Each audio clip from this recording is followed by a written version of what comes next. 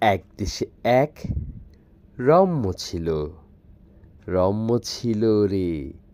রম্যর একটা সাইকেল ছিল। সাইকেল ছিল রে। সাইকেল নিয়ে স্কুলে গেল। স্কুলে গেল রে। রাস্তায় একটা গাছ ছিল।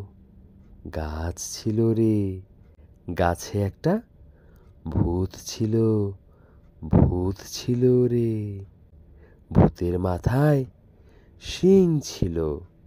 শিং ছিল রে। বড় বড় দাঁত ছিল। দাঁত ছিল রে। রম্যকে দেখে ভূত বলল, তুই কে রে? তুই কে রে? ও তুই কে রে? তুই কে রে? রম্য তখন ভূতকে বলল, আমি হলাম রম্য চিতাবাঘ। আমি হলাম রম্য চিতাবাঘ। আমাকে চিনিস না? এটা শুনে ভূত ভয় পেল। ভয় পেল রে। দেশ ছেড়ে পালিয়ে গেল। পালিয়ে গেল রে।